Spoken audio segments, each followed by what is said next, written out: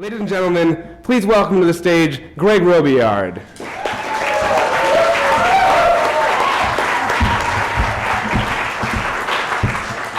I have a difficult relationship with technology. I work at an internet startup. I'm a software engineer, and every day I find new frustrations with technology, and I don't understand the basic premise that my backpacking stove has worked for 15 years, but I have to get a new cell phone every 6 months. For a long time, for 4 years, I was a blogger at AOL's men's magazine. It was called Asylum, and they pitched it to me as a thinking man's maxim, which is sort of like a thinking man's Limp Biscuit. But I took the job. I thought it would be interesting, and it wasn't. It was mostly like regurgitating other blogs or recycling press releases, things like that. Every once in a while I had to write a column, and it was called Would You Rather? And the column was comparing, say, the new iPhone with the up-and-coming hot MySpace model. It was AOL, so it made themselves feel better by making fun of MySpace. Finally, I was approached to do a review on what was being called the killer app in porn. And I said yes. And I don't like talking about sex. Penis. I'm so glad I got that out. But I've never shared this story in public. My wife has never heard this. Hi, honey. That's pretty exciting. I don't really like writing about sex. My characters, it's like superheroes and robots and mobsters and vampires, and they're all walking around with terrible blue balls. I feel bad for them. But I said yes, and the reason I said yes is because when you have a book that comes out with a major imprint, they tell you to just say yes to everything, like, yeah, write for free, and fly across the country to read to 5 people, and do every single possible interview and blog post and everything, yes, yes, yes, yes, yes. And so I was in this mindset of just automatically saying yes without thinking about it. I should mention that this was going to be a video review. Like, I wasn't going to demonstrate the product, but I was going to talk about the product and make a quick YouTube video. And the other reason I said yes is I really like Hunter S. Thompson, and it felt like a little badass. Like I was going to do a sex toy review for AOL. So I said yes. And the thing came a couple weeks later, and so it's about this big. It's smooth and white, creamy white, and it has a hole in the middle. And the Real Touch, it's modeled. The insides are modeled after a fleshlight. You all know what a fleshlight is, yeah? Yeah. You're lying if you say you don't, because you're in this room.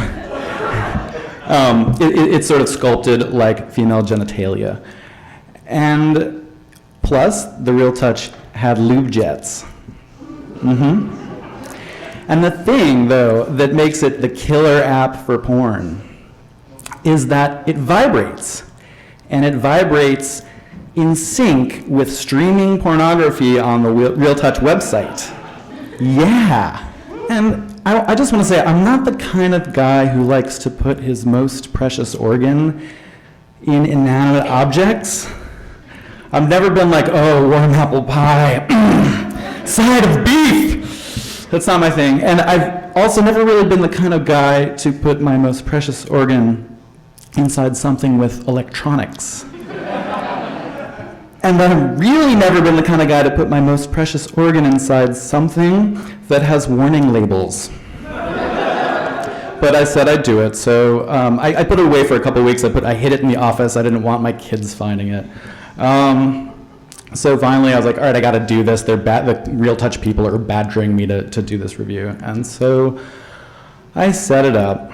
And there's a couple things you should know about the porn that we're talking about, just so we're clear. All the porn is of the category of POV, point of view. And so it's all from the point of view of, we'll say, this detached lower man's body. That's it. That's it. Just like this, detachable penis kind of thing. And it never made any sense to me, like it's not something that I would normally watch, but with a Real Touch it made total sense, because all of a sudden you were like, that's me. that's me on the screen. And then the other thing about it that was strange is like the whole premise of porn is that it's you watch it because it's something that you enjoy looking at, not necessarily something you want to have done to you.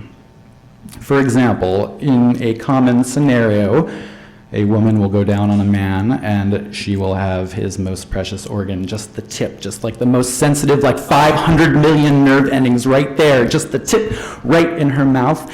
And when you're watching it, you're like, yeah, that's pretty hot. But if it were to happen to you in real life, or if it happened to me in real life, I'd be like, ah! But that all happens with the real touch as well. So I tried it out. And I went from, I can't believe I'm fucking doing this, to I can't believe I'm not doing this all the time. It was amazing. I came in like 5 seconds. I was like a teenage boy all over again. And so the time came, I had to clean it up and set about creating my video review. And as a writer, I tend to procrastinate, and some of you might not know, but procrastination is actually a synonym for masturbation. And in this case, procrastination was actually doing research. And the reason I procrastinate when I'm writing is because I do feel that sort of extra bump of energy and thoughtfulness, just like when the deadline is tomorrow. I actually really, there's a certain pressure that I find helpful in the writing process. And so I will just procrastinate until it's, obviously, I've been doing it too much and it's time. So I probably procrastinated with a real touch maybe 20, 30 times, I don't know. And the real touch people are like, you know, we gave you this thing, it's $250, you have to write this review. And so finally I was like, okay, I'll do the review, but I'm gonna procrastinate just one last time. And the lube jet stopped working. So, they're really vitally important. The thing comes with lube. They like all the warning signs are like you always have to have lube. You don't want to be in a place where you don't have lube. It's a very scary, dark place. And so I had used it enough times to break it. And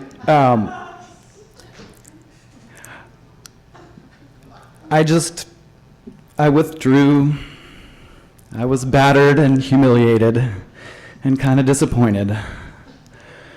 And I was thinking I could actually call up tech support and have them help me fix it. But then I started imagining a tech support conversation with the real touch people. Is it plugged in? Is your dick hard? So I didn't want to have that tech support conversation. And I decided I would incorporate it into the review that it broke and it was kind of funny. And you shouldn't spend $250 something on that breaks after 20 times, unless it's made by Apple. Because you should just do that. And so I did my review, and I am not exaggerating, 1 million people saw this video on AOL. You have to be over 18 on the AOL website to get to it, so check. And it did absolutely zero for my writing career. I don't think it sold any books. I didn't get any spike in traffic on my website, which is all that stuff you're just constantly obsessing over. And none of that happened. And I think what I realized is that what I really like about Hunter S. Thompson is actually not the antics, but the fabulous fucking writing. And so maybe I should just focus on that part of it and let the antics be. The other feeling I had was that the Real Touch wasn't actually the killer app for porn. Technology, it gets in the way. And we text instead of talk, or we use Facebook instead of having like normal human interaction. Like.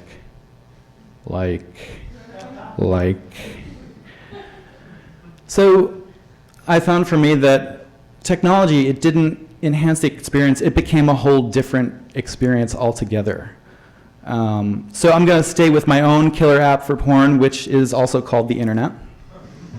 But I'm not going to rule out porn with jetpacks. Thank you.